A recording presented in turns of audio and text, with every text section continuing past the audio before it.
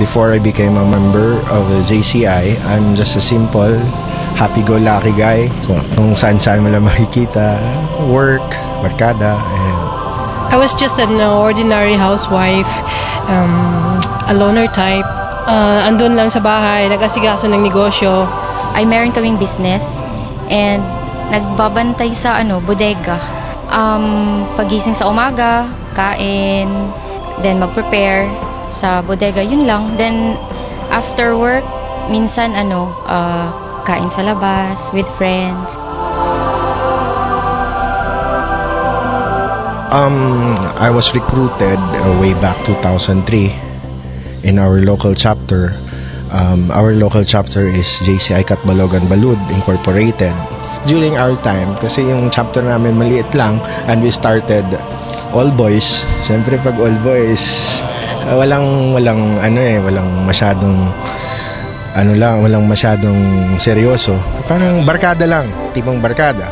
May experience na ako sa JCI as a junior JCs. Yung dugo ko nanalantay talaga to serve the people. Si RVP Oni, kasi magbarkada kami. Pinilit nila ako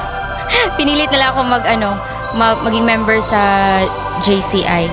My life before was went through rough times. See, I have a friend. She's my good friend, Emily. At nakita niya akong so down. So she encouraged me to join GCI kasi sabi niya, you're gonna enjoy and have fun. Ang first na ko was, gusto ko ma-regain yung self-confidence.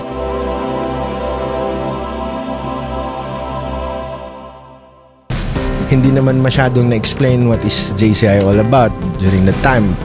My own definition of JCI that time is the simplest way to help people kasi more on community project kami that time. Kaya na marami ng community project na natin na napupunta namin, ginagawa namin. Kaya napapalapit na rin yung org sa akin. Kaya nag-stay ako ng matagal. Kasi masaya yung yung nakikita mo yung mga less fortunate na happy sila na may nabibigay kaming yung food or yung yung sa school, yung mga school supplies, ganun. Nung pumunta ako doon, nag-enjoy ako, sila ng projects. So, parang na-reminisce ko, na-rekindle ko yung time ng my tender years or during my high school years because I was a student leader before. Kasi instinct yun parang nafe-feel mo yun inner na, ito pala ito talaga ang passion ko, to serve the humanity and enjoying community service.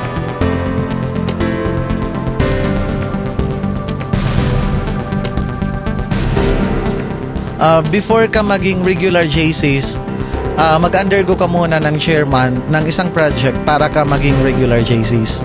One of the nominee namin, si Kapitan Ditas from Barangay Anahaway, Palo, Leyte, naging silver awardee siya sa the whole Philippines. Sa Outstanding Councilors of the Philippines, number 1 yung Tacloban.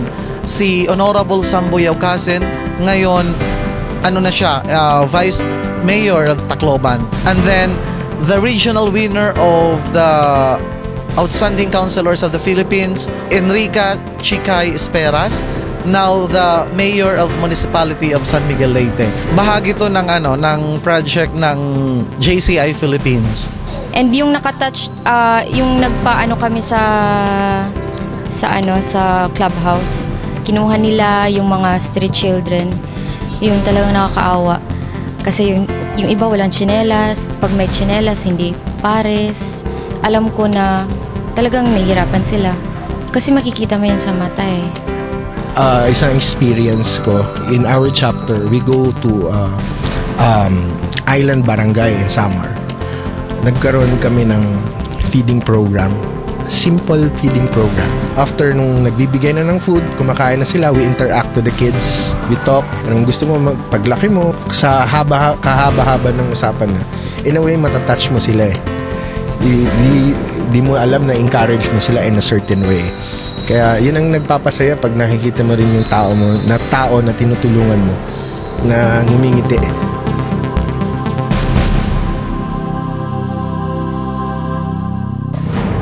Na-broaden yung horizon ko, and then I gain a lot of friends. My self-confidence nabalik. Ayun, parang fulfilling. It's a fulfilling act. Kasi in a long process ng naging member ako, nag-iiba yung definition ng JCI for me. It started for the simplest way to helping people. Then the next is it's about friendship and service. You meet a lot of people, nagkakaroon ka ng mga kaibigan from different cities, and yung service, dun na yung pumasok yung first definition ko, yung the simplest way to help people. Kasi nakakatulong ka sa maliit na paraan. Iba yung respeto ng tao sa'yo pag nasa JCs ka. Malaki yung changes sa life ko. Sobra yung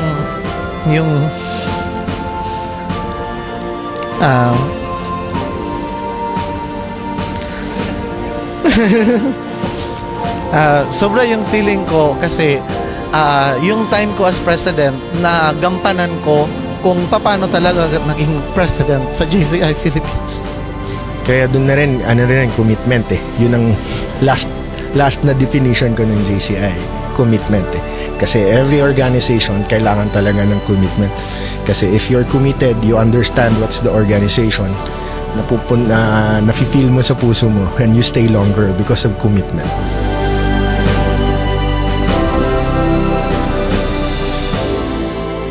I meet a lot of people, and dami akong natutunan na practicalities in life na na-apply ko yun sa sarili ko.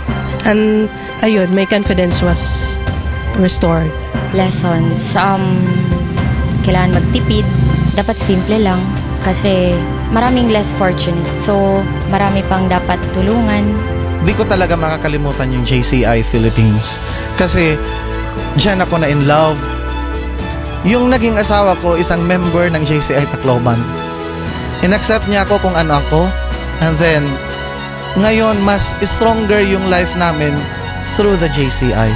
Kaya di ko talaga makakalimutan yung JCs. I love JCI. I love JCI so much kasi hindi mo ma-explain sa isang word, pero masarap. Yung tipong pag kumain ka, babalik-balikan mo. Mostly na nakikilala ko na past JCI age, lagi nilang sinasabi, once a JCI member is always a JCI member. Yun kasarap ang pagiging JCI member na hindi mo talaga makakalimutan.